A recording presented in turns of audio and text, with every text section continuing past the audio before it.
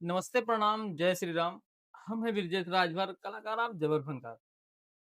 दोस्तों, अगर कहा जाए किसी बहन या बेटी को बाप की ज़रूरत हो या भाई की ज़रूरत हो, किसी बहन या बेटी की शादी में किसी भी प्रकार की समस्या हो, ज़रूरत हो एवं जिसका कोई नहीं है, अगर अपने की ज़रूरत हो, लावारिस लाश, जहाँ कोई उस तरफ नज़र उठाकर देखना नहीं चाहता, किसी ज़रूरतमंद को लोग देखना नहीं चाहते, ऐसे यशस्वी महान व्यक्तित्व के धनी मिलनसार और जब से उनके पास मैं बैठा हूँ, ऐसे इंसान के पास बैठा हूँ, उनसे खासकर मुझे बहुत एनर्जी मिल रही है और ऐसे बहुत सारी चीज़ें हैं जो उनके अंदर समाहित हैं। प्रभु की आत्मा उनमें समाहित है। ना किसी जाति, ना धर्म, ना मज़हब, सारी चीज़ों को हटाकर एकता में पिरोकर सबको साथ लेकर चलने वाले अम्बेडकर नगर जिले के आत्मा एवं जिन्हें वरिष्ठ समाज सेवी के नाम से जाना जाता है, आदरणीय बड़े भैया माननीय सर्वश्री धर्मवीर बग्गा जी आज द जबर पॉडकास्ट में उपस्थित हैं। उनका हम तहे दिल से स्वागत, वंदन एवं अभिनंदन करते हैं। सर प्रणाम। नमस्कार। आपसे मिलकर बहुत अच्छा लगा। आपका स्वागत है द जबर पॉडकास्ट में। आ, धन्यवाद। जैसे हम ये जानना चाहते हैं कि आपका बचपन कैसा था?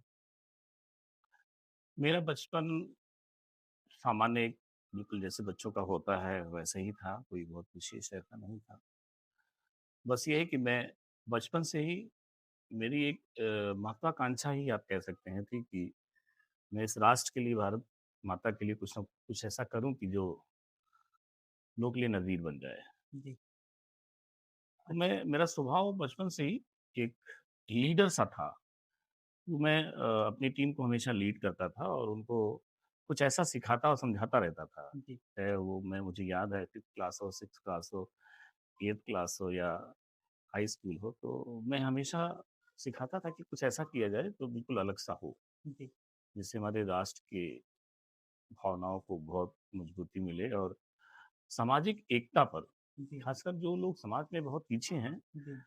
वो कैसे आगे आएँ और कैसे उनको समाज में एक बराबरी का दर्जा मिले। मैं जी। मेरी कोशिश बचपन से ही रहती थी। जी। आज भी मेरे दोस्त जब पुराने मिलते तो वो कहते हैं कि यार धर्मवीर, तुम कहाँ से कहाँ पहुँच गए और हम लोग अपने व्यापार को कर रहे हैं या हम लोग अपने सिर्फ़ जॉब को कर रहे हैं, अपने परिवार तक को नहीं देख पा रहे हैं और आप कहाँ सारे लोगों को साथ लेकर के चलते हो, सारे लोगों का देखभाल करते हो। तो मैं उनसे कहता हूँ कि ये मैं कुछ नहीं करता, ये सारा ईश्वर करवाता है आपसे। समाज की वो सेवा करवा रहा है कि आप अपने जॉब करिए जी।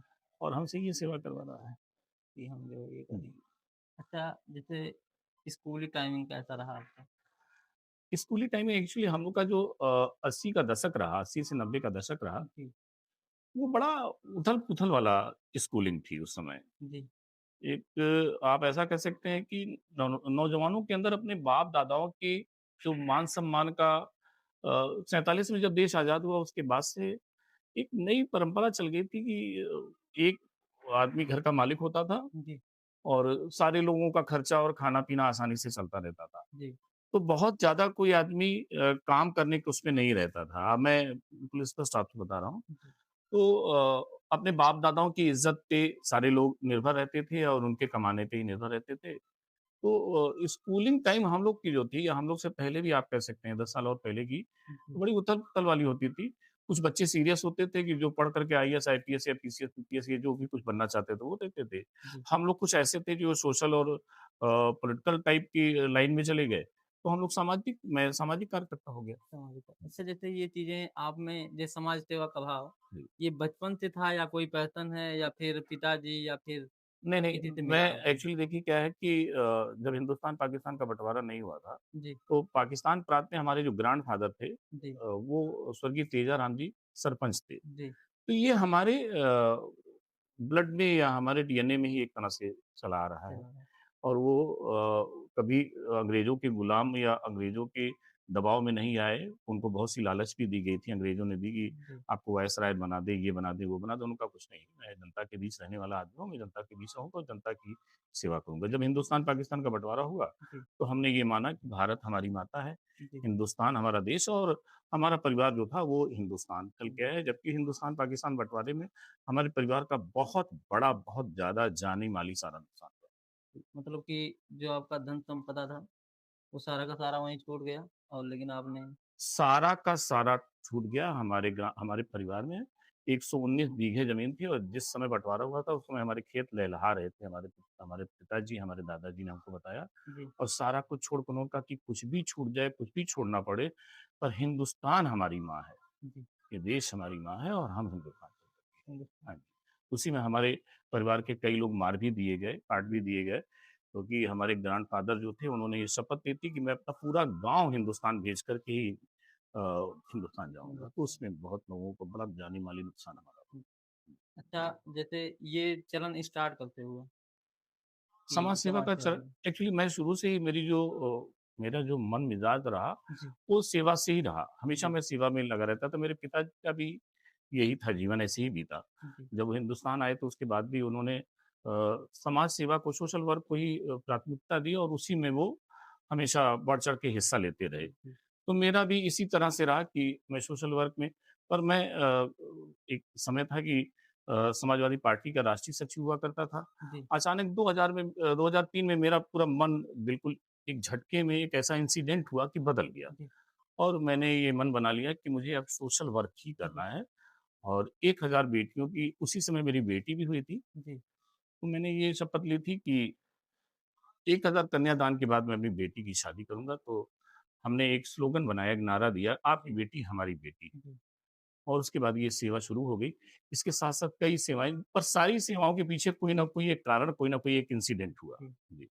अच्छा जैसे आप जब एक बदलाव लेकर आए अपने अंदर 2003 में, हाँ जी, कहाँ एक पार्टी के आप राष्ट्रीय महासचिव जी, और फिर आप अगर होते उस समय जी, बहुत सारे लोग होते हैं उनके मन में एक ख़्याल आता है कि मैं एक ऐसे पोस्ट पे हूँ, एक ऐसे पद पे हूँ, जहाँ से उत्तर प्रदेश की राजनीति तय होती है। जी, जी, पूरे प्रदेश की राजनीति है और इतना बड़ा उत्तर प्रदेश है, जी, तो आपकी जगह कोई और होता तो वो ये करता कि हमको राजनीति ही कर लेनी चाहिए। जी, जी, लेकिन आपने एक ऐसा रास्ता चुना जहाँ से गरीब, किसान, मज़दूर और बहन-बेटी की शादी हो सके। जी। आपकी बेटी, मेरी बेटी, आपकी बहन, मेरी बहन। तो ये चलन स्टार्ट हुआ। जैसे कहा गया कि सर हर हर सफ़र का एक शुरुआती बिंदु होता है और आज आपका जो समाज सेवा का सफ़र है, ये आज तक कहाँ तक पहुँचा है?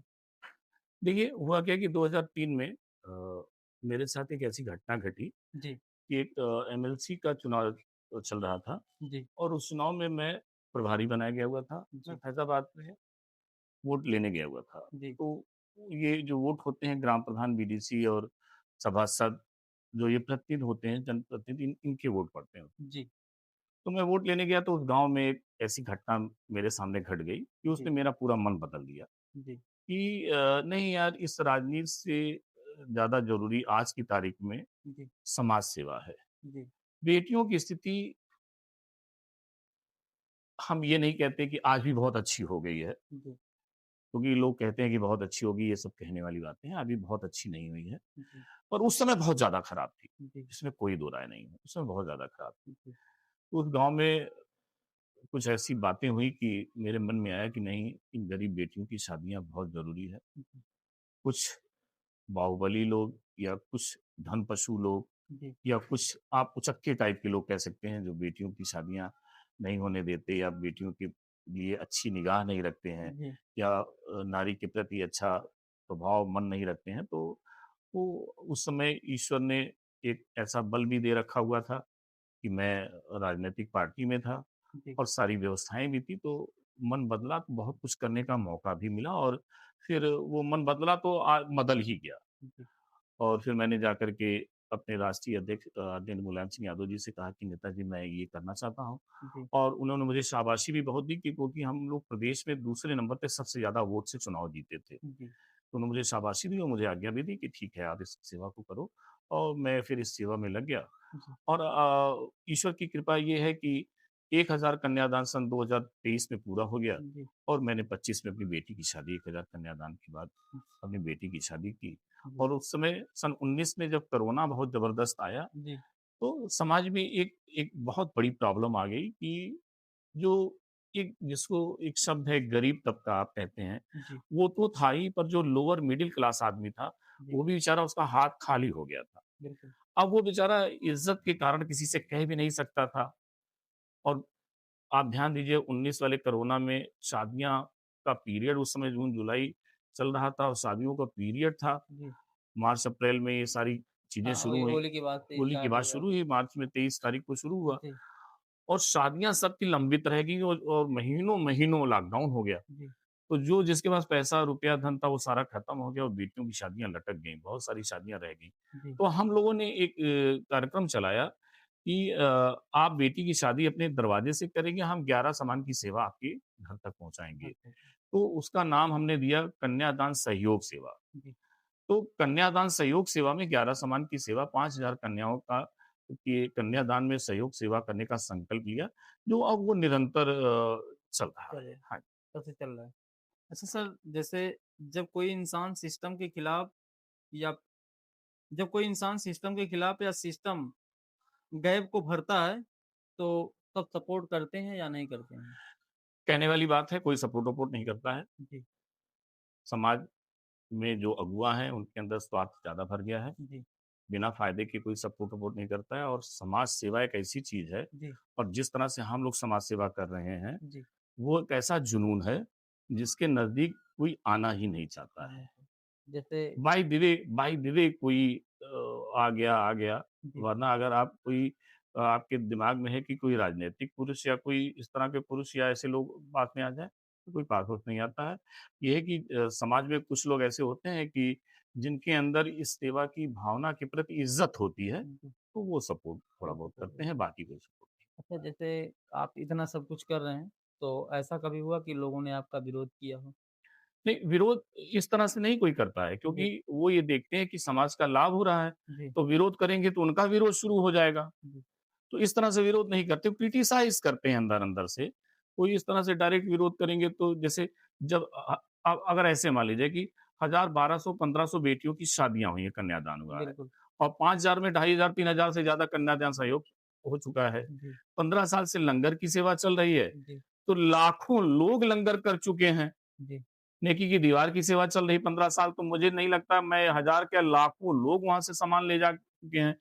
तो जो लोग लाभान्वित हो चुके हैं, अगर जी, इसका कोई विरोध करेगा तो उसका विरोध गाँव का और इतने साल हो चुके हैं, 25 साल से ये सेवा चल रही है। जी, गाँव-गाँव, घर-घर आदमी ये जानता है, बच्चा-बच्चा जानता है कि धर्मवीर बग्गा सेवा करने वाले व्यक्ति हैं जी, और सेवा करते हैं।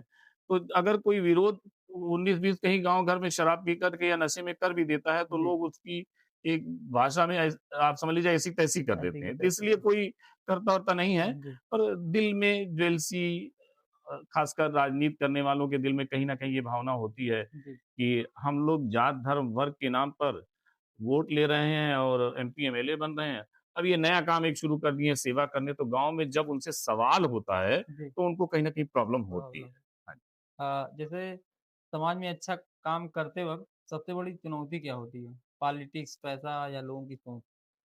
देखिए 2-3 चुनौतियाँ का सामना करना पड़ता है। जी, बिना धन के कोई सेवा हो नहीं सकती, जी, ठीक है ना? इसमें जी, कोई दो राय नहीं। जी, तो हम तो जो सेवा हमसे ईश्वर ले रहा है, जी, हमारे पास जो हम व्यापार करते हैं, जो भी चीज़ हमारे पास है, जी, हम उस सारी चीज़ों से ही समाज सेवा करते हैं। हमारे पास लिमिटेड फंड है, लिमिटेड चीज़ें हैं जी, और लिमिटेड संसाधन है। जी, पर इतने साल हो गए हैं कि वो लिमिटेड करते-करते अनलिमिटेड हो गया है। जी, जैसे जो सेवाई धर्मा टीम बनी तो उस समय जब टीम बनी तो 10, 20, 25 लोग थे। आज मुझे लगता है पूरे अम्बेडकर नगर में हर आदमी ये कहता है कि हम सेवाई धर्मा टीम के हैं। जी, तो अब अनलिमिटेड हो गया है, तो मल्टीप्लाई होके अब सेवा होनी शुरू हो गई है। जी, तो अगर आप ये कहते हैं कि किसी कौन-कौन सी चीज़ों का सामना करना पड़ता है, तो ये 2-3 चीज़ें। एक तो आपको धन की ज़रूरत पड़ती है। जी, तो धन की जो ज़रूरत है वो इस तरह से पूरी हो जाती है कि ये सारे लोग खुद ही खड़े होकर के सेवा करने लग जाते हैं, तो धन की आपूर्ति हो जाती है। जी, और इसमें कोई राजनैतिक उसकी कोई आवश्यकता नहीं है। जी, क्योंकि मेरा ये मानना है कि राजनीति जहाँ घुस जाती है, जी, तो उसमें कहीं न कहीं एक तरह का स्वार्थ घुस जाता है कि इसमें लाभ कहाँ से हो?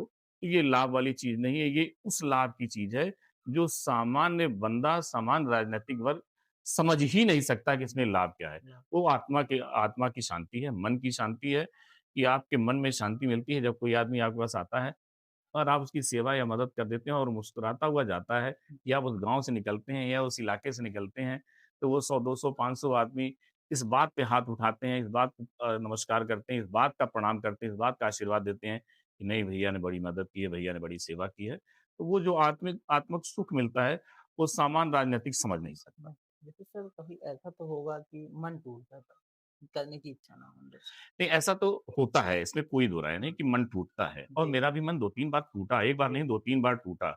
वो मेरा मन तब टूटा कि जब हमारे साथ के लोगों ने ये कहा कि भैया, लोग बहुत परेशान करते हैं, जी, तरह-तरह के सवाल करते हैं। तो उन तरह-तरह के सवालों का आप तो जवाब दे ले जाते हैं, पर हम लोग छोटे, मतलब छोटे हाँ, लोग हैं, छोटा द सेंस मतलब अभी उम्र में छोटे हैं, जी, तजुर्बे में छोटे हैं, तो हम लोग जवाब नहीं दे पाते हैं।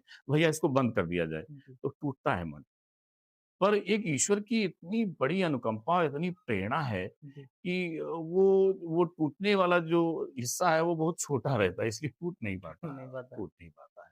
सर जैसे और कुछ घटनाएँ ऐसी होती हैं कि आप उसको टूटना भी कह सकते हैं आप, जी, पर टूटने के बाद जब आप नहीं टूटते हैं और मजबूत और ज़्यादा हो जाते हैं। जी, सन 2007 में एक बार ऐसी घटना घटी कि बेटियों की शादियाँ होनी थी जी, और मेरे पास धन के नाम पे बिल्कुल कुछ नहीं था। जी, तो उस समय मैं बहुत टूट गया था कि अब की बार शादियाँ कैसे, और उस समय 26 जोड़ों की शादी थी, मतलब 52 परिवारों को जोड़ना था जी, और शादियाँ थी। और मेरे पास धन नाम की कोई चीज़ नहीं थी, और मैं नवंबर का महीना था, मैं अपने घर की छत पे बैठा हुआ था। जी, रात का टाइम था, 12-1 बज गया, तो मेरी पत्नी ने पूछा कि आप बहुत देर हो गई, सो नहीं रहे हैं और काहे बहुत परेशान हैं? जी, तो मैंने कहा कोई बात नहीं। फिर 2-3 बार जब उन्होंने पूछा आधे घंटे में आकर के, तो मैंने उनसे बताया कि शादियाँ का समय बहुत नज़दीक आ गया है। 1 डेढ़ महीना बचा हुआ है और पैसे की कोई व्यवस्था नहीं है। तो उन्होंने एक ऐसी भी ये समय ऐसा भी आया मेरे साथ, तो उन्होंने, मेरी दोनों बेटियाँ हो चुकी थीं जी, और उनके लिए मैंने एफडीआर बनवाए थे छोटे-छोटे, तो जी, उन्होंने दोनों एफडीआर ला कर के मुझे रात में ही दे दिए कि इसको जी, आप तोड़वा दीजिए और इनसे अपनी इन बेटियों की जी, शादियाँ कर दीजिए। वो जो दिन था, अब आप इसको कह सकते हैं टूटने वाला भी कह सकते हैं और बहुत ज़्यादा मजबूत होने वाला भी कह सकते हैं। उसके बाद मैं बहुत मजबूत भी हुआ कि मेरा परिवार मेरे साथ खड़ा है जी, और भगवान ने ऐसी प्रेरणा दी कि फिर मैंने वो एफडीआर तोड़वाया नहीं, बल्कि उसी पे लोन लेकर के जी। फिर मैंने वो शादी करवाई। अच्छा, ऐसा भी कहा जा सकता है कि जैसे जब हमें ऐसा वक़्त आता है कि हम टूटते हैं, हाँ जी। तो शायद उसे टूटना नहीं मजबूत हाँ, होना कह हाँ, सकते हैं। ऐसा होता है। कभी-कभी कभी-कभी हम लोग के जीवन में बहुत सारी चीज़ें आती हैं जी, कि कोई एक्सीडेंट होता है और उस एक्सीडेंट को जब हम झेल ले जाते हैं तो और मजबूत हो जाते हैं। जी, जब हम ब बीमारी से बाहर निकलते हैं तो और मजबूत होकर के बाहर निकलते हैं कि हाँ, ये तो हमने देख लिया अब। जैसे कोरोना से जो लोग बाहर निकले, जी, हम लोग कोरोना से बाहर निकले तो और मजबूत हो गए हैं और ज़्यादा सेवा करते हैं। जी। ये तो होता है। जैसे सर आप बहन-बेटियों की शादी करवा रहे हैं और आप उसमें सम्मिलित होते हैं, तो उसमें महसूस क्या होता है? ब्रजेश भाई, आप विश्वास कर लीजिए, जी, कहीं से ये लगता ही नहीं है कि ये गौतम जी की बेटी है और ये जायसवाल जी की बेटी है, ये यादव जी की बेटी है, जी, कुछ नहीं लगता। जी, 100% ये लगता है कि मेरी अपनी ही बेटी है और कुछ महसूस ही नहीं होता, जी, कुछ नथिंग।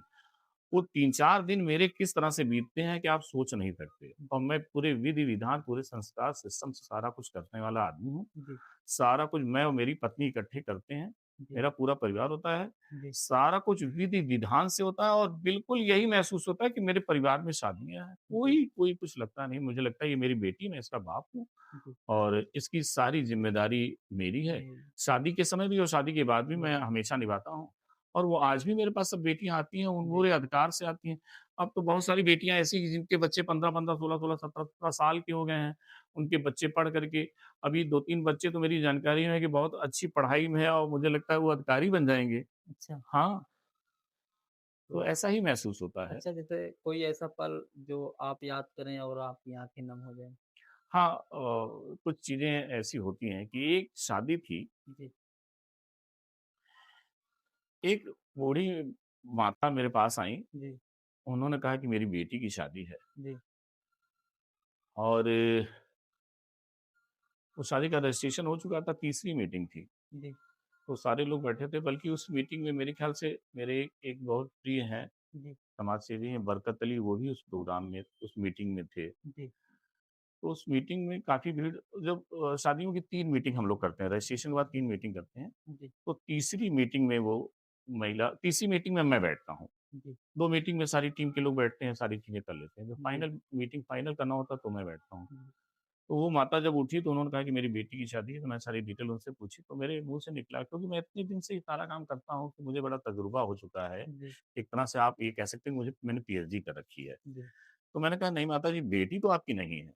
जी, आप गलत कह रही हैं, आपकी बेटी नहीं है। तो उन्होंने कहा कि वो रोने लग गई, उन्होंने कहा हाँ बाबू मेरी बहू है। तो सारे लोग चौंक गए कि बहू है? तो दोबारा शादी का क्या मतलब? तो मैंने सबको शांत कराया, मैंने इनकी बात सुन लो, उस माता जी की बात सुन लो। तो उस माता जी की जब बात सुनी, जी, तो वाक़ई मुझे बहुत दुःख हुआ। उनका बेटा नहीं था, जी, चला गया था, मतलब उनका बेटे की डेथ हो गई थी। अब वो अपने बहू की शादी कर रही, अपनी बहू की दोबारा शादी कर रही। और उनके पास 10 बिस्वा या 8 बिस्वा ज़मीन थी, तो उन्होंने कहा कि बाबू ये ज़मीन भी मैं अपनी इस बेटी को, उनके पास कोई नहीं था।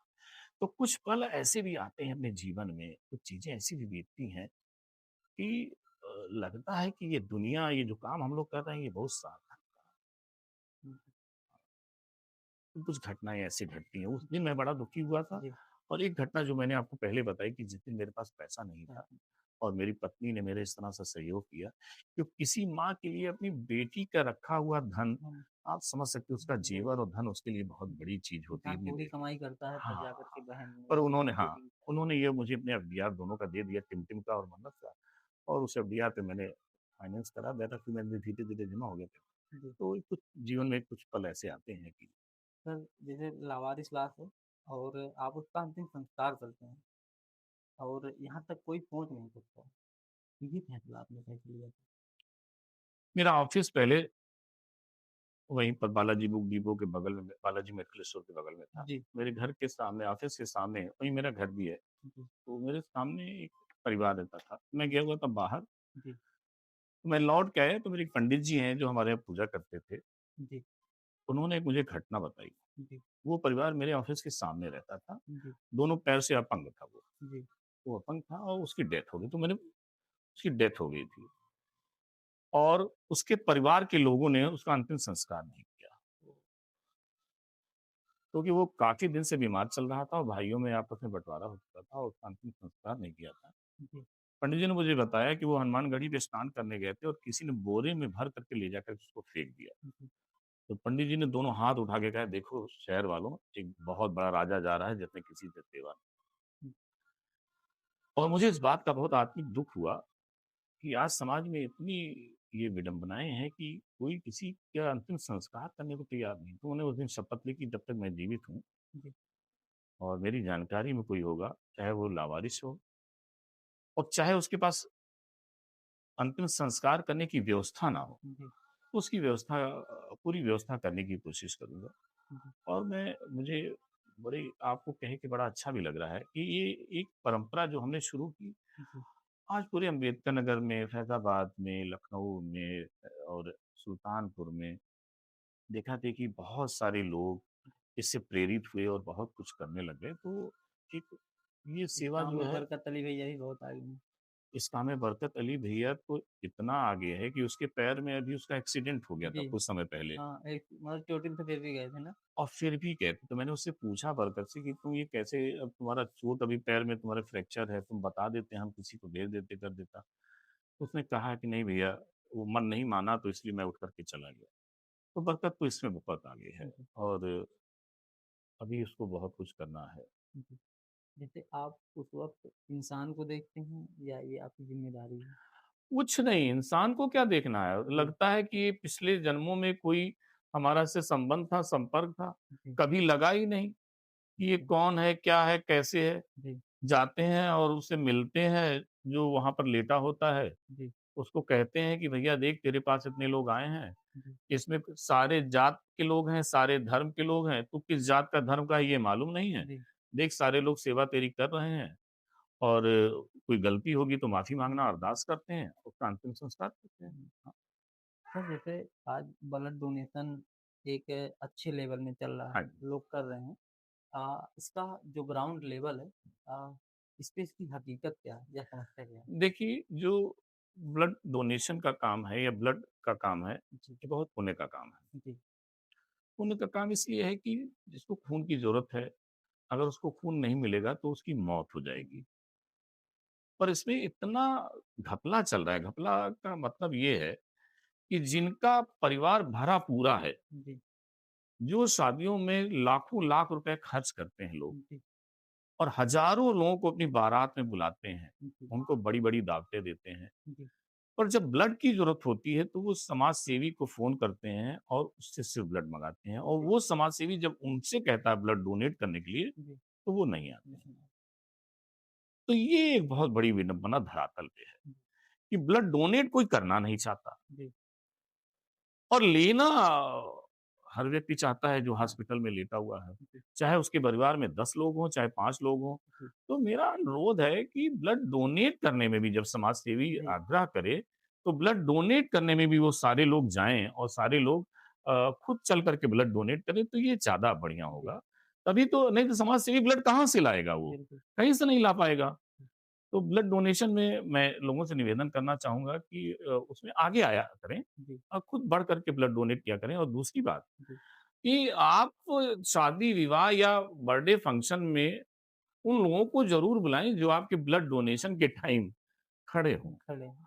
और उनको ज़रूर नज़रअंदाज करें जिनको आपने अपनी ज़रूरत पे ब्लड माँगा हो और वो आपको देखने ना आए हों, उन्होंने फ़ोन स्विच ऑफ कर लिया हो, उन्होंने कह दिया हो कि मैं बाहर हूँ या उन्होंने कह दिया हो कि मेरी तबीयत ठीक नहीं हाँ, तो उनको है। ना तब बुलाएँ। तो फ़र्क मालूम जी। चलेगा ना। अच्छा जैसे इसमें लोग अवेयर नहीं हैं ब्लड देने के लिए या फिर डरते हैं?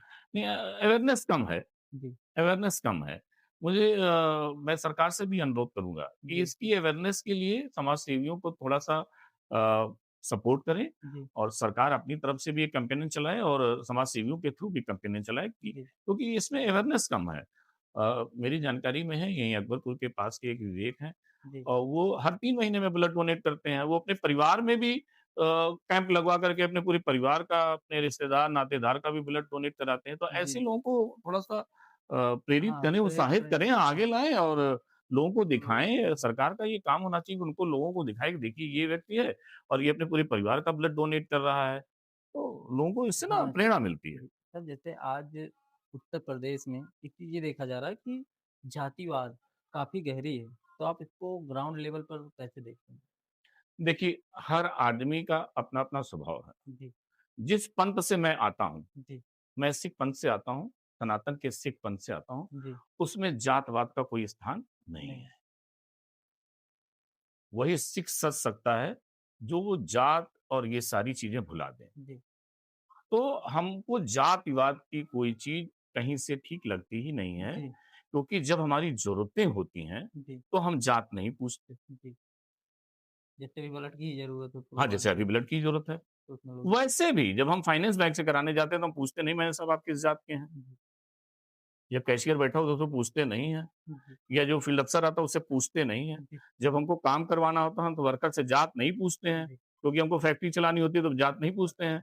और ऐसे हम दिन भर जात की बात करते हैं, तो ये तो आप वैसे भी मान के चलें, जी, ये एक वोट का फंडा हो चुका है। जी, जात-वात सब वोट का फंडा है। जी, वोट कैसे लेना है, सरकारें कैसे बनानी है, सरकारें कैसे बिगाड़नी है, एमपी जी, कैसे बनाना है, एमएलए कैसे बनाना है, तो ये जात वगैरह को सब ऊपर करके जी। सब एक व्यापार बन चुका है। जैसे कभी ऐसा महसूस हुआ कि समाज सेवा में कास्ट बैरियर महसूस होता है कभी? मुझे कभी ऐसा महसूस नहीं हुआ जी, और सोशल वर्कर की कोई ना जात होती है, ना कोई जी। धर्म होता है। जी।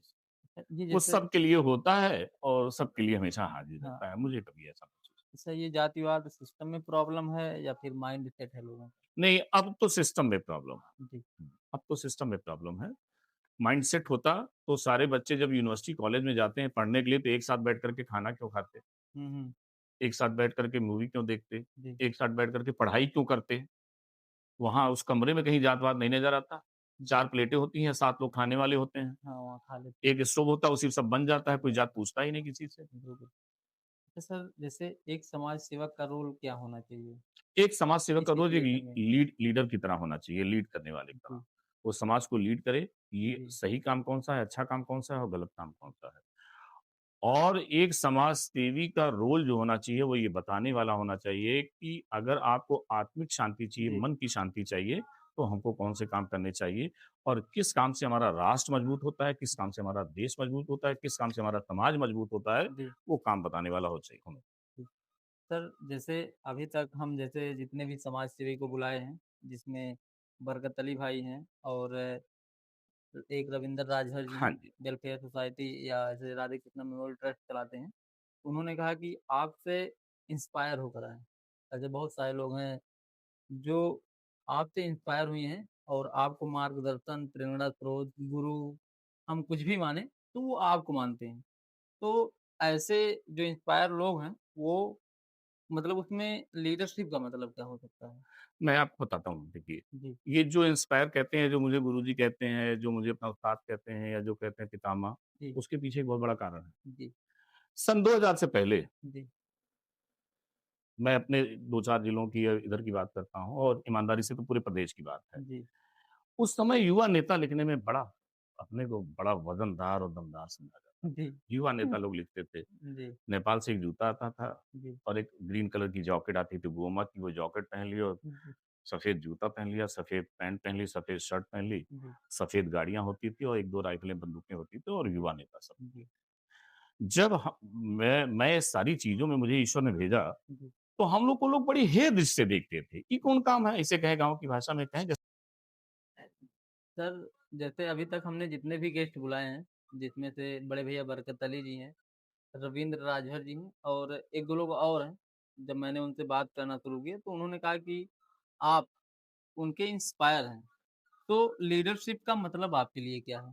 देखिए मैं आपको बताऊँ, एक्चुअली हुआ क्या कि सन 2000 में 2000 से पहले मैंने आपसे अभी चर्चा में भी कुछ बताया था। जी, उस समय ना वो जो आता था एक पैशन बन गया था कि युवा नेता। जी, तो युवा नेता की पहचान होती थी कि सफ़ेद पैंट होगी, सफ़ेद शर्ट हो गया और एक जूता हो गया सफ़ेद जी, और कुछ गाड़ी-घोड़ा इस टाइप से हो गया। तो उसमें सामने लिखा होता था युवा नेता और सोशल मीडिया वही शुरू हुआ था, तो युवा नेता ही लिखा जाता था। जी, हमसे ईश्वर ने ये जो सोशल वर्क का काम शुरू कराना शुरू किया, तो लोग बड़ी हेय-दृष्टि से देखते थे ये राजनैतिक लोग कि ये कौन-सा काम है?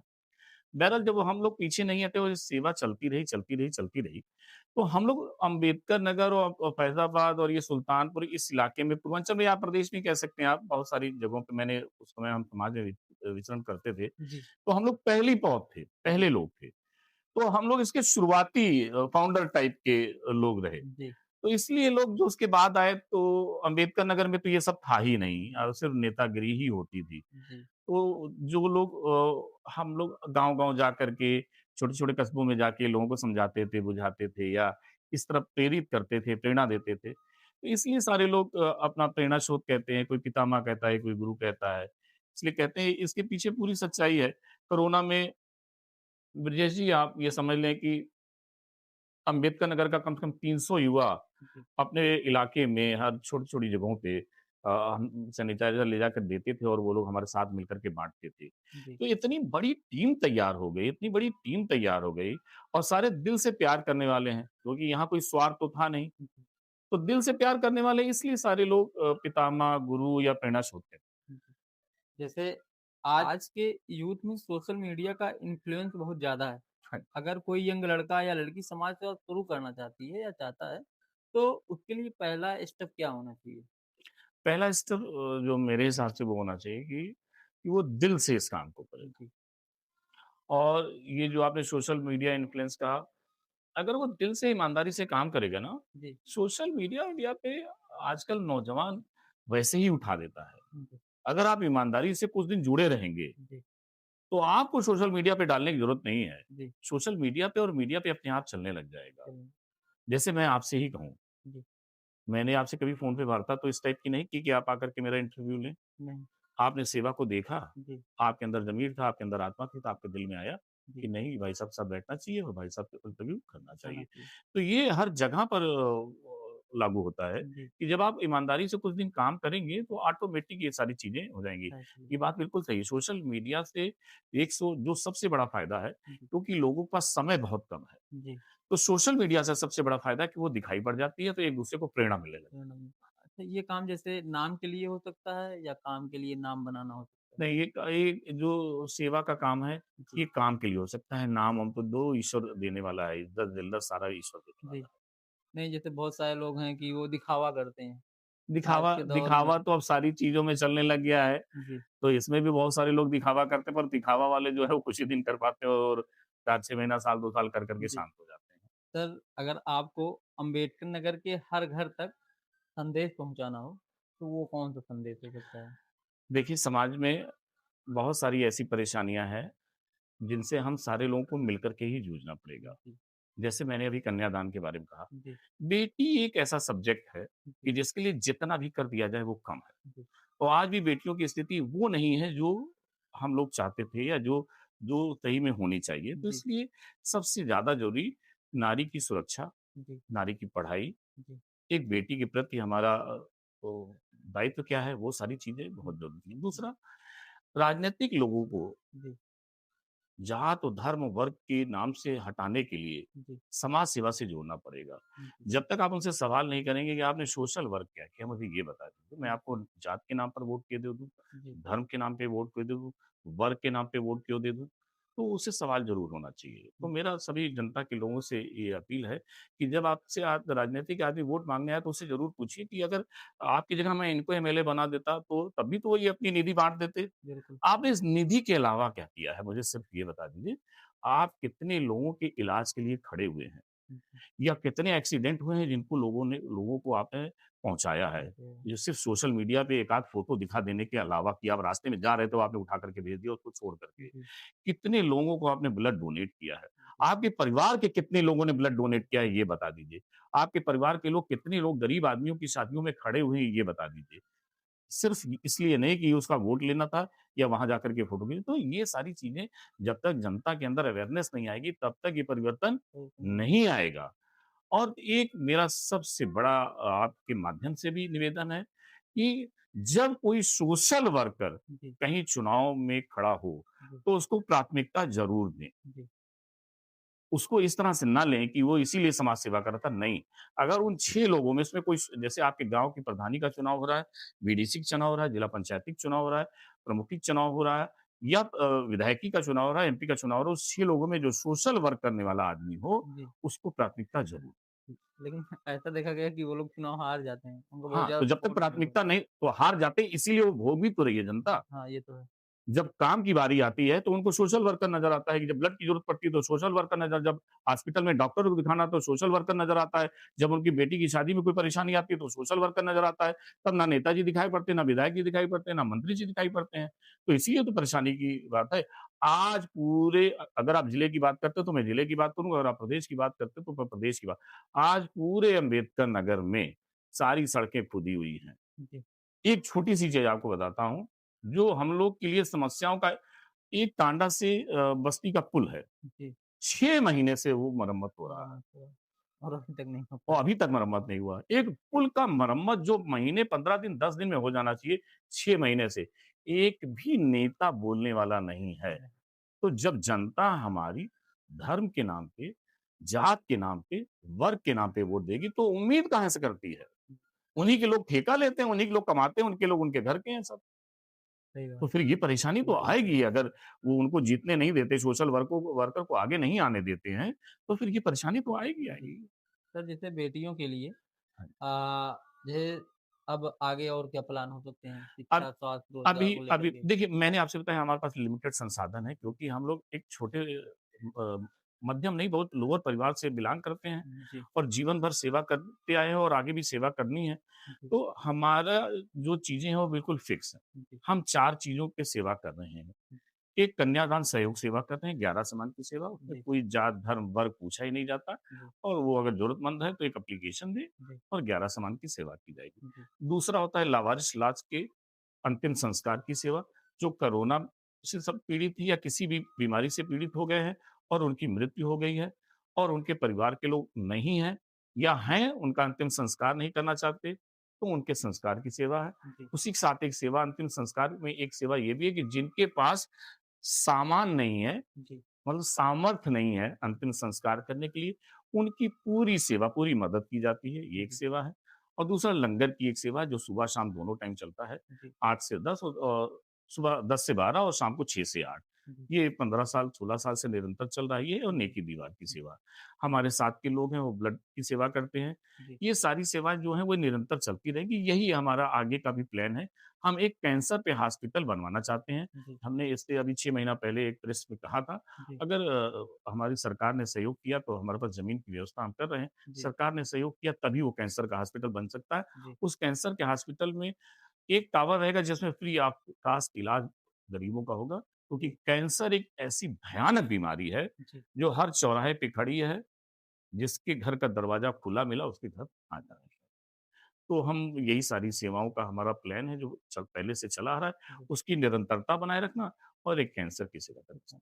जैसे आज के दौर में बेटियों को सेल्फ डिपेंड बनाना चाहिए या फिर उनको चूल्हे-चौके तक ही नहीं, सीमित सेल्फ रखना डिपेंड बनाना चाहिए अगर आप राष्ट्र को और मजबूत करना चाहते हैं। चाहिए? अगर आपको दुनिया की दौड़ में शामिल होना है, जी, जी। अगर आप अपने देश को मजबूत बनाना है, आगे करना है, तो उनको सेल्फ डिपेंड डिपेंड बनाना पड़ेगा। नहीं, जैसे देखा जाता है ना कि आज भी बहुत सारे लोग हैं जो बेटियों को चूल्हे-चौकों तक ही सीमित रखना चाहते हैं और विदा हो गई तो उनसे कोई मतलब ही नहीं है।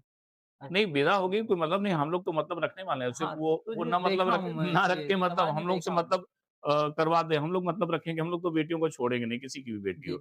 उसकी बेटी हमारी बेटी पर उनको सोच बदलना पड़ेगा। जी, ये चूल्हा-चौका के साथ-साथ बाकी सारी चीज़ों में भी बेटियों को अग्रणी होना पड़ेगा। जी, शायरी नहीं, आपको एक लाइन कह कर के आपसे विदा लेते हैं। ये वक़्त गुज़र जाएगा। मित्रों, इस बात का ध्यान रखना, ये जो वक़्त है ये गुज़र जाएगा, ये दोबारा नहीं आएगा। जो सेवा कर सकते हो इस राष्ट्र की वो सेवा कर लो, क्योंकि दोबारा वक़्त लौट के नहीं आएगा। दोस्तों समाज सेवा सिर्फ़ फ़ोटो से नहीं होती, वो नीयत से होती है। धर्मवीर बग्गा सिर्फ़ एक नाम नहीं है, वो अम्बेडकर नगर जिले की एक ज़िम्मेदारी है और आज सर से बात करते हुए मैं बहुत कुछ सीखा हूँ, क्योंकि बहुत ज़्यादा पढ़ा-लिखा इंसान नहीं हूँ।